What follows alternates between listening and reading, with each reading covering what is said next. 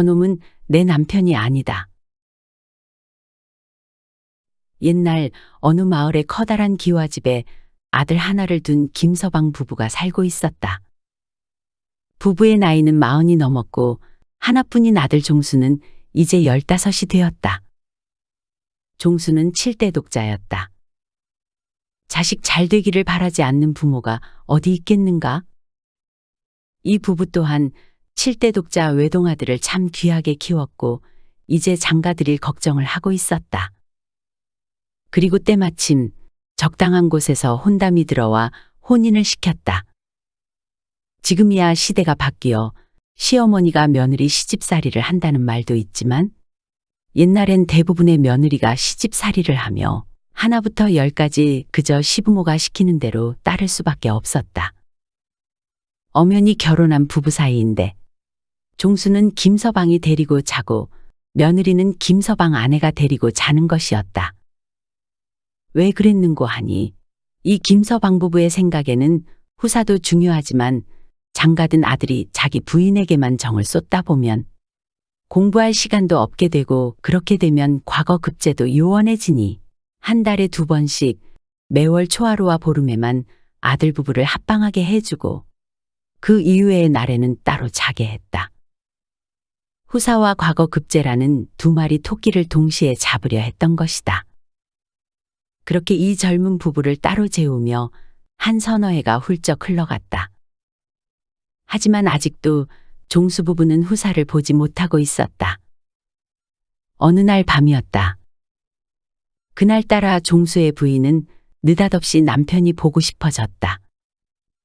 종수도 부인과 합방하고 온 지 일주일밖에 안 됐는데 갑자기 못 참게 부인이 보고 싶어졌다.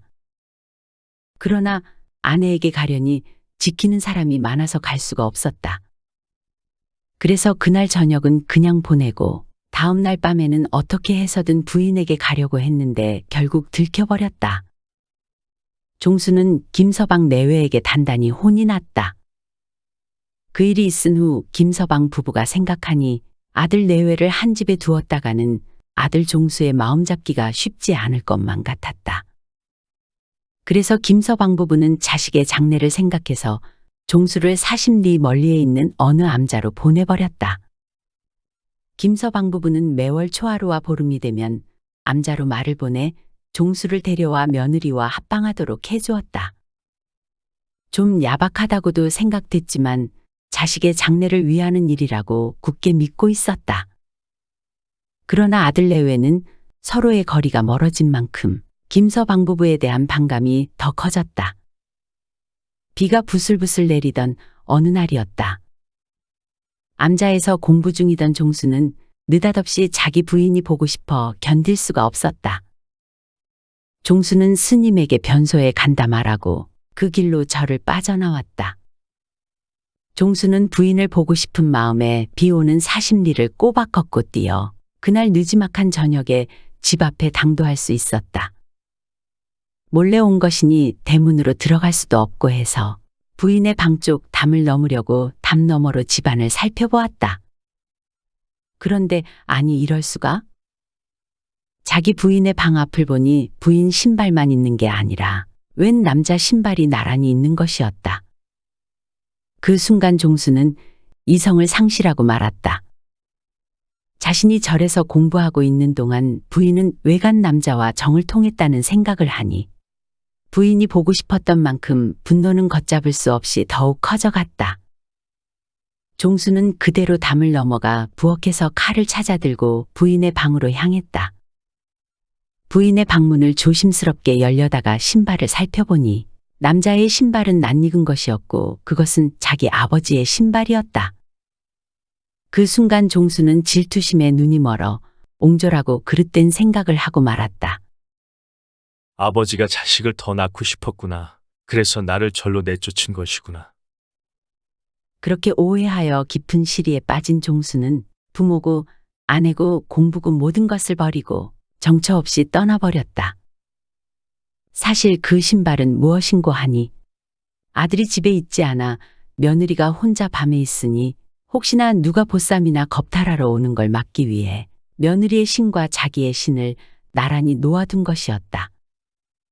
자식이 질투에 눈이 멀어 부모를 의심하고 모든 걸 버린 채 떠나버렸으니 참으로 안타까운 일이 아닐 수 없다. 그 뒤로 그럭저럭 수년의 세월이 흘렀다.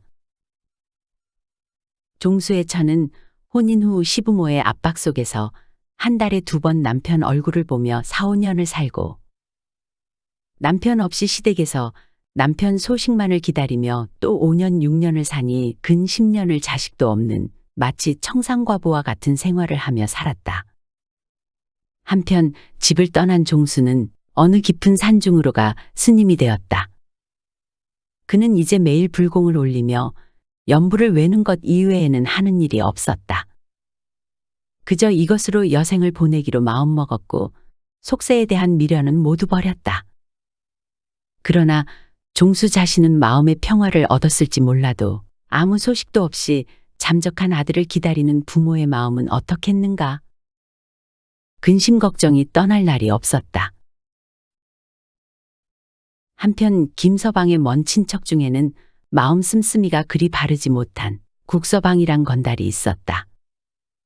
국서방은 아들 5 형제에 딸 2을 두었고 살림살이는 아주 가난하여 먹고 살 길이 막연했다. 하루는 국서방이 돈을 좀 쉽게 벌 방법을 연구하다가 아들 하나를 김서방 집으로 양자를 보내고 대신 재산을 좀 얻는 게 가능하려나 하는 생각이 들었다. 꼭 그게 아니더라도 부잣집인 김서방 집에 가면 뭐라도 좀 변통이 올 수 있지 않을까 싶었다. 생각을 정리한 국서방은 다음 날 김서방 집으로 갔다. 형님 계십니까? 이게 누구냐? 저 건넌 마을 사는 국서방입니다. 그래, 웬일이냐? 저는 아들 5의 딸 2이라도 누구 하나 어디 한 군데만 아파도 겁이 나는데 말이죠. 형님은 하나밖에 없는 조카를 어디에 두고서 찾을 생각도 않고 몇 년을 가만히 계십니까? 하면서 김서방의 아픈 가슴을 쿡 찔렀다. 그렇지 않아도 하루도 빠짐없이 집 나간 7대 독자 아들 걱정에 가슴앓이를 해오던 김서방은 그 소리를 들으니 분통이 터졌다. 야, 이 사람아, 가만히 있긴 누가 가만히 있어. 내가 얼마나 백방으로 찾았는지 자네 모르고 하는 소린가? 그런 소리 하려거든 그만 돌아가게. 형님, 그러면 내가 조카를 한번 찾아보겠소. 내가 소시적에 팔도강산 안 가본 곳이 없소. 내가 팔도강산 더듬으면 어딘가 있을 겁니다. 내 찾아볼 테니까 형님은 그리 아시오. 그게 정말인가? 그럼 고맙지. 좀 찾아봐. 아니, 찾아주게. 그 대신 형님, 내 식구가 지금 8이요. 내가 조카 찾아오는 기한을 한 3년 보고 있는데 더 걸릴 수도 있어. 그동안 형님이 내 식구를 좀 먹여 살려주십시오. 국서방이 건달이라 그리 믿을 만한 사람이 못 된다는 건 알고 있었지만 지금 김서방에게 돈이 중요한 게 아니었다. 지푸라기라도 잡고 싶은 심정이었다. 그건 걱정하지 말고. 내가 논 몇 마지기 줄 테니까 자네 식구들은 거기서 나오는 걸로 먹고 살고 또 자네 노자는 내가 넉넉히 줄 테니 내 아들 잘 좀 찾아주게나. 김서방은 국서방에게 말 한 필과 노잣돈을 두둑이 내주었다. 다음 날부터 국서방은 말을 타고 팔도 유람을 돌았다. 국서방은 팔도강산 돌아다니면서 세상 구경을 하다가 꼭 조카가 아니더라도 어디 비슷한 놈이라도 하나 있으면 그 놈이라도 대신 데려오겠다는 마음이었다. 애당초 조카를 꼭 찾아보겠다는 마음은 없었던 것이다. 그렇게 말을 타고 노자를 넉넉히 쓰며 팔도를 유람하길 어느덧 2해하고도 9달이 지났다. 하루는 말에서 내려 담배를 피우고 있는데 길 저쪽에서 한 청년이 달려오는 것이었다. 그런데 그 외모가 영락없이 자기 조카 종수였다. 국서방은 코앞까지 다가온 그 청년을 보며 종수야, 종수야. 조카의 이름을 불렀으나 그 청년은 자기 이름이 아닌 듯 무심히 지나가는 것이었다. 국서방은 큰 소리로 청년을 다시 불렀다. 종수야, 종수야. 청년이 급히 멈추어 돌아보았다. 저를 부르셨습니까? 그렇다. 너 김종수 아니냐? 아닙니다. 제 이름은 종수가 아니라 영득인데요. 그럼 너는 지금 어디를 그리 급히 가는 게냐? 우리 마을의 한 어르신이 세상을 떠나셨는데 그 어르신의 친척에게 부고를 전하러 건너마을로 갑니다. 그래? 그러면 그 부고를 냉큼 전하고 이리로 다시 오너라. 하면서 주머니에서 엽전 10량을 꺼내 청년에게 주었다. 머슴을 살던 이 청년은 평생 엽전 2냥을 못 만져봤는데 무려 10량을 주니 눈이 휘둥그레졌다. 아니, 이게 웬 돈입니까? 이걸 왜 주십니까? 가지고 가라. 그리고 이리로 돌아오면 10량을 더 주겠다. 청년은 부고를 전하며 이런저런 생각을 해보았다. 돈을 준 낯선 이가 자신을 죽을 곳으로 몰아넣는 것은 아닐지 걱정했지만 20해가 넘도록 남의 집 눈칫밥이나 먹고 사는 신세에 못할 일도 없다고 생각했다. 그래서 돈을 준 낯선 이를 다시 찾아갔다. 나리, 그런데 무슨 일로 저를 부르신 겁니까? 그래. 잘 왔다. 네가 오늘부터 내 말을 들으면 석 달 후에는 꽃 같은 아내가 있을 것이요. 으리으리한 기와집에 들어가서 엄청난 부잣집 아들이 될 것이다. 네가 할 일을 한마디로 하면 바로 내 조카를 사칭하면 된다. 네가 날 따라가서 내 조카 행세를 하면 되는 것이다. 어떠냐? 할 수 있겠느냐? 죽지 않는다며야. 죽을 일이 아니면 허지요. 너만 잘하면 죽을 일 없다. 너랑 나랑 잘 살자고 하는 일이다.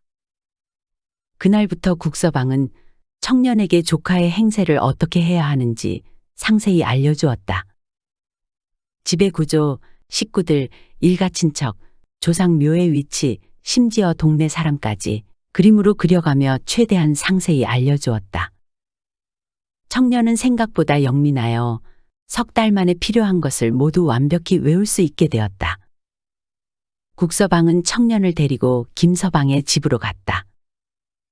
대문을 들어서며 국서방은 큰 소리로 말했다. 형님, 제가 종수를 찾아왔습니다. 사랑방 문이 열리고 김서방이 내다보자 가짜 아들은 사랑방 앞으로 가 큰 절을 하고 말했다. 아버지, 불효자가 돌아왔습니다. 아이고, 이놈아 어딜 갔다가 이제 왔느냐. 어디 보자 내 아들아. 그토록 기다리던 아들이 오니 김서방 내외는 가짜 아들을 껴안고 울고불고 눈물범벅이었다. 소문은 빠르게 퍼져 동네 사람들이 모여들었고 곧이어 잔치가 벌어졌다. 노랫가락이 계속 이어지고 동네의 술이란 술은 모두 동나는 듯했다. 그렇게 즐거운 하루가 끝나가며 밤이 되어 어둑어둑해졌다. 그 하루 동안 돌아온 아들이 가짜라는 건 부모는 물론 마을 사람 누구도 알아차리지 못했다. 저녁이 되어 가짜 아들은 김서방 부부의 방에서 그동안 지낸 사연을 준비해 온 거짓말로 자세히 늘어놓았고 부모들은 그저 자식이 돌아왔다는 기쁨에 얼굴만 쳐다봐도 반가우니 설령 이야기에 허술함이 있더라도 아무런 의심도 할 수가 없었다. 그때 며느리가 가벼운 주전부리를 준비해 방에 놓고 서둘러 나갔다. 며느리는 남편이 돌아왔어도 아직 얼굴 한번 대면해 보지도 말 한마디 건네보지도 못한 상황이었다. 그런데 좀 전에 남편의 용모와 말하는 것을 가까이서 대하니 며느리는 한눈에 그 사람은 남편이 아닌 것을 알 수 있었다. 그러나 그동안 시부모님이 얼마나 고통 속에서 하루하루를 살아왔는지를 옆에서 지켜봐 왔기에 이 사람은 가짜입니다 라고 말할 수가 없었다. 결국 나중에 알게 될 것이고 지금은 아니 오늘은 아니라는 생각이 들었다. 안방에서 나온 며느리는 곧바로 부엌으로 가 날이 시퍼렇게 선 식도를 들고 자기 방으로 돌아가 문을 걸어 잠갔다. 밤은 깊어가고 한참 가짜 아들의 이야기를 듣던 김서방이 말했다. 그래, 오늘 하루 피곤했을 텐데 자세한 이야기는 내일 또 듣도록 하고 그만 건너가 자거라. 예. 어머니 아버지 편안히 주무십시오. 안방에서 나온 가짜 아들은 국서방에게 그림으로 배운 자기 방 앞으로 가 방문을 똑똑하고 두드렸다. 사람이라 양심이 있는 모양인지 처음 보는 여인의 방으로 들어가려니 자기도 모르게 미리 기별을 한 것이었다. 순간 실수인 것을 느낀 가짜 아들은 방문을 열려 했으나 문은 잠겨 있었다. 문을 덜컹덜컹 흔드니 안에서 여인의 목소리가 들렸다. 너는 내 남편이 아니다. 사칭한 것을 모른 척 해줄 테니 다행인 줄 알고 그만 돌아가거라. 김서방 내외와 동네 사람 누구도 자신이 가짜인 걸 알아보지 못했는데 며느리는 알아본 것이다. 가짜 아들은 덜컥 겁이 났다. 한참을 우물쭈물하던 가짜 아들은 다시 김서방의 방으로 돌아갔다. 아니, 왜 왔느냐? 그냥 왔어요. 그래. 오랜만에 왔으니까 그럼 오늘 저녁일랑 애미애비 곁에서 자고 내일 저녁에 가 자거라. 그렇게 하룻밤이 지나갔다. 며느리는 가짜 종수가 눈에 보이지 않는 것처럼 행동했다. 여느 때와 다름없이 일과를 보내고 저녁이면 칼을 가지고 들어가 방문을 잠갔다. 이런 세월이 하루 이틀 아니고 거의 달포가 지나갔다. 처음에는 김서방 내외도 며느리의 그런 행동을 대수롭지 않게 넘겼다. 말없이 사라졌다가 어느 날 불쑥 나타난 남편이 그저 괘씸해서 그러는 것이라고 여겼다. 그러나 시간이 지나면 해결될 일이라 생각했던 일이 나아질 기미를 보이지 않았다. 보다 못한 시어머니가 며느리를 불렀다. 너 어째서 네 남편을 마다하니? 아무리 네 남편이 야속하게 했다 할지언정 이제 속 좀 풀릴 때가 됐는데 내 집안을 망치려고 너 이 집대를 끊어 망치려고 하는 것이냐? 대체 뭐 때문에 그러는 게야? 며느리는 하도 시아버지 시어머니가 맘을 고쳐먹으라고 볶아대니 부대끼다 못한 며느리가 말했다. 저기 밖에 있는 사람이 어머님, 아버님의 아들이 분명한지 다시 확인해 보십시오. 아닌 밤중에 홍두깨도 유분수지. 이것이 도대체 무슨 소리야? 아니, 너 지금 뭔 소리를 하는 게냐? 어머니, 아버님, 아무리 봐도 저 사람은 제 남편이 아닙니다. 그래서 제 방에 들일 수가 없습니다. 김서방 내외는 며느리가 이상하게 생각되었다. 자신들이 보기엔 아들이 맞는데 며느리만 아니라고 하니 말이다. 그런데 이런 날이 계속 이어지자 나중에는 마을에 소문이 돌기 시작했다. 남편이 집에 없는 동안 며느리가 다른 서방, 그러니까 새 서방을 봤다는 소문이었다. 여인의 안목과 지조가 오히려 역효과를 가져온 것이었다. 며느리의 소문이 이상하게 퍼졌어도 본 며느리를 나가라 할 수도 없고 후사는 봐야겠기에 하루는 시어머니가 며느리를 불러 말했다. 할 수 없이 첩을 드려야겠다. 예, 저는 서운하지 않으니 그렇게 하십시오. 그리고 얼마 지나지 않아 첩이 들어왔다. 새로 들어온 첩은 소문이 좋지 않은 며느리가 만만해 보였던지 첩으로 온 자기가 오히려 본처를 시집살이 시키기 시작했다. 그런데 그 시집살이가 어찌나 심하던지 식모나 몸종보다 더 심하게 시집살이를 시키는 것이었다. 거기에 가짜 남편은 자기를 의심하는 본처가 말 한마디라도 마음에 들지 않게 하는 날이면 손찌검을 하기도 했다. 동네에는 나쁜 소문이 돌고 집안에서도 이리 고통과 학대를 받으며 사니 동네에서는 며느리를 아주 우습게 알게 되었고 동네 실없는 남정네들이 모여서 하는 음담패설에는 항상 김서방네 며느리 얘기가 오르내렸다. 그럴수록 며느리는 몸가짐을 조신히 하고 조금의 여지도 주지 않았다. 그렇게 시간이 어느 정도 지난 어느 날 어느 암행어사가 동네를 지나게 되었다. 때는 어느 땐고 하니 7월 삼복더위 논멜 때였다. 농부들이 잔뜩 모여 나무 그늘에서 쉬고 있는데 어사는 동네에서 자고 갈 곳을 찾고자 기웃기웃하고 있었다.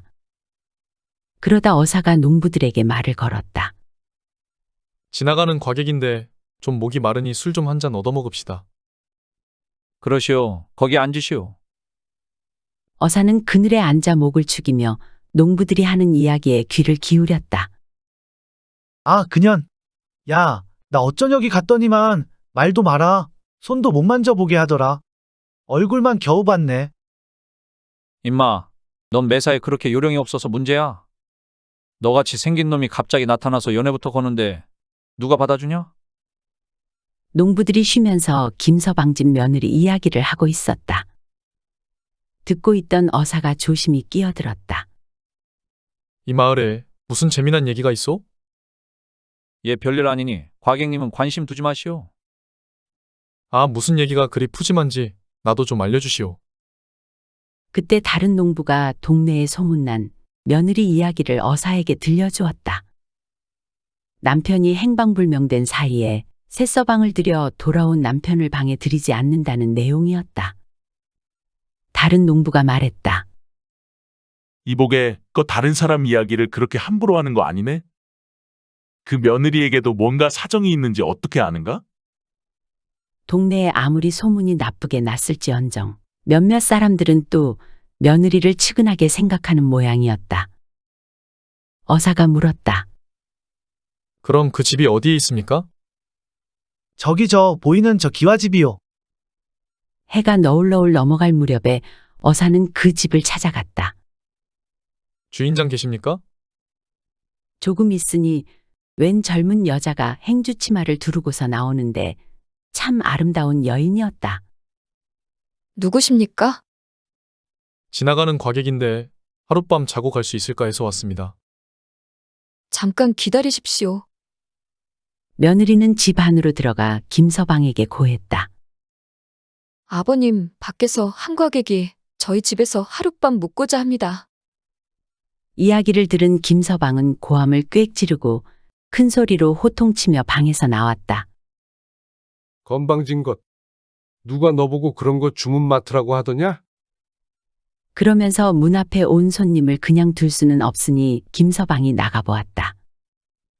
과객의 옷차림을 보니 참 남루했다. 그래, 어찌 오셨소? 하룻밤만 묵어가게 해주십시오. 부탁드립니다. 우리 집엔 잘 데가 없소. 그러니 딴 데 가서 알아보시오. 그러면 제가 오늘 하루 종일 굶어 배가 너무 고파 그러는데 밥이라도 한술 얻어 먹을 수 없겠습니까?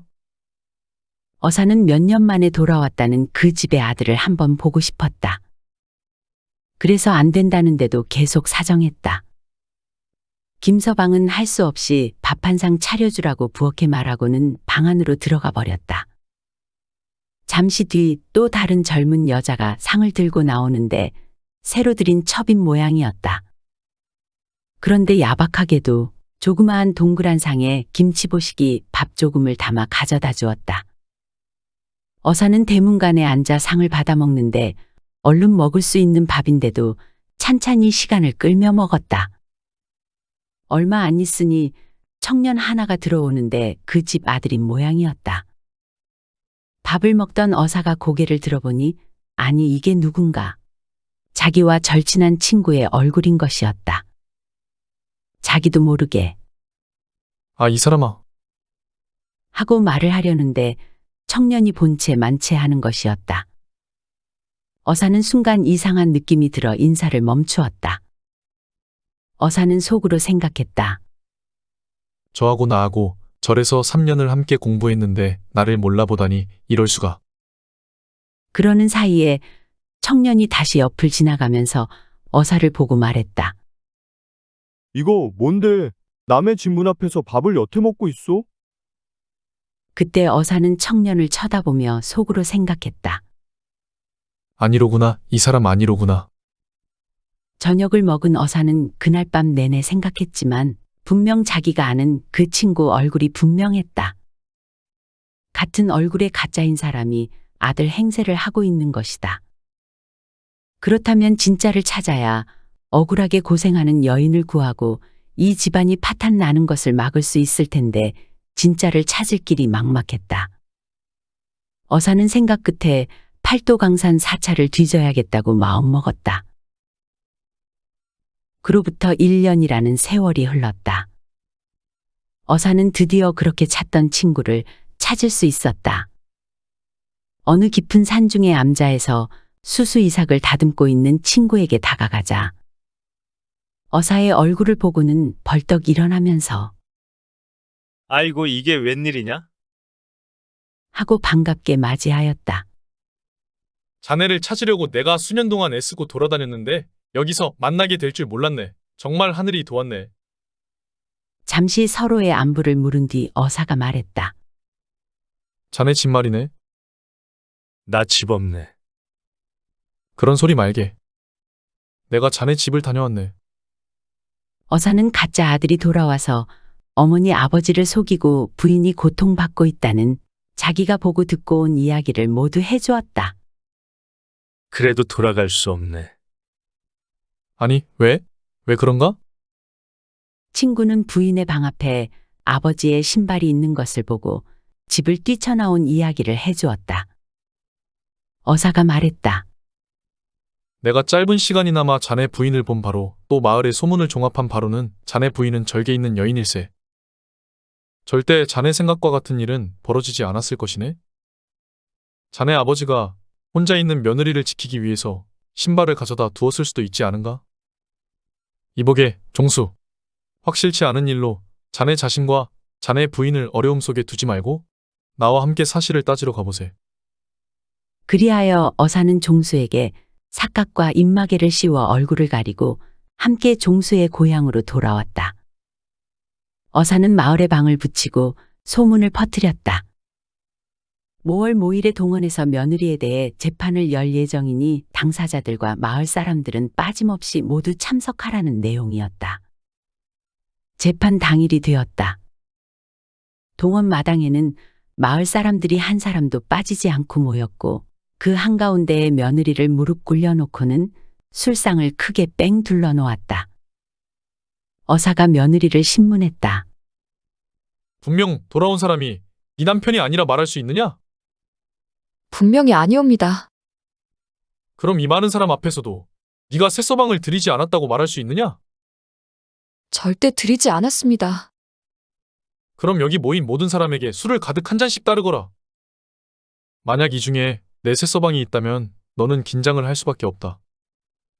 내가 이 모든 사람들 앞에서 이 모두에게 떨지 않고 술을 가득 따라줄 수 있다면 새서방을 들이지 않았다고 인정하겠다. 지은 죄가 없는데 무슨 짓을 못하겠습니까? 이어서 며느리는 한 사람 한 사람마다 술을 가득 따라주기 시작했다.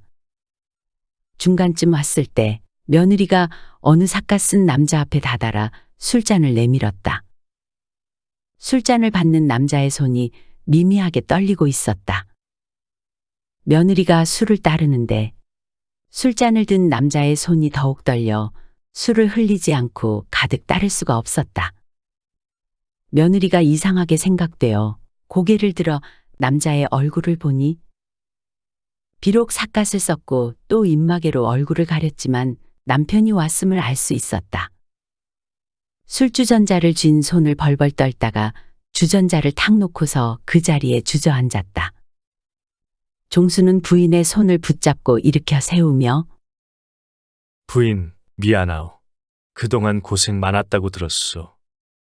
날 용서하시오. 그때 주변 사람들이 소리쳤다. 저 놈이 새서방 같은디? 저놈이네, 맞아, 저놈이야. 맞아. 네, 맞아. 포졸들이 사람들을 자제시키고 삿갓남과 여인을 동원의 마당 가운데에 꿇어 앉혔다. 김서방이 성이 나서 펄펄 뛰며 어사에게 말했다. 당장 저 연놈들을 물꼬를 내야 합니다. 그때 김서방이 쫓아가 그 남자의 삿갓과 입마개를 벗기니 아니 이런, 이놈도 아들이 아닌가? 어안이 벙벙한 김서방이 두 아들을 번갈아 보고 있는데 꿇어앉아 있던 아들이 일어나 큰절을 올리는 것이었다. 아버지, 어머니, 이 불효 자식 뒤늦게 알고 찾아왔습니다. 아니, 이게 무슨... 어사를 제외한 모두가 어찌할 바를 모르고 있는데 죄는 지은 대로 간다고 가짜 아들이 앞으로 나서면서 땅바닥에 바짝 엎드려 말했다. 아버지, 어머니, 소연이 가짜입니다. 사실 예전에 우연히 길에서 국서방을 만났는데 시키는 대로만 하면 고생 안 하고 가난에서 벗어날 수 있다고 하셔서 나쁜 짓인 걸 알면서도 제가 죽일 놈입니다. 죽을 죄를 지었습니다요. 그때 진짜 아들인 종수가 반색하며 말했다.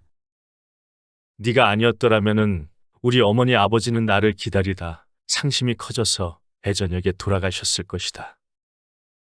네가 있었기 때문에 우리 어머니 아버지가 살았다. 잠시 내 아내가 고생을 했을 망정, 젊어서 고생은 사서도 한다고 모두 살아서 다행이고, 나는 형제가 없으니 나를 닮은 네가 내 동생이 되면 어떻겠냐. 그리하여 종수와 가짜 아들은 결의 형제를 맺었다. 과정은 그리 아름답지 못하였으나 결과적으로 김서방은 하나뿐인 아들이 사라졌었는데 이제는 아들 둘을 갖게 되었다. 종수는 그동안 부인을 지켜주지 못하고 떠나 있던 것에 미안한 마음을 갖고 이제는 더 이상 부모님의 아들만이 아닌 한 여자의 지아비로서 부인의 말을 더 들어주고 더욱 더 아껴주었다. 그렇게 김서방네 가족들 모두 오랫동안 행복하게 잘 살았다고 한다.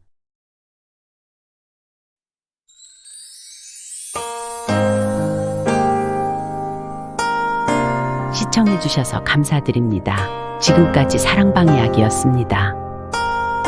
항상 건강하시고 행복하시고 만사형통하시고 평안하시고 꽃길만 걸으시고 좋은 일들만 가득하시기 바랍니다. 마지막으로 구독, 좋아요도 눌러주세요. 더 재미있는 이야기로 찾아뵙겠습니다.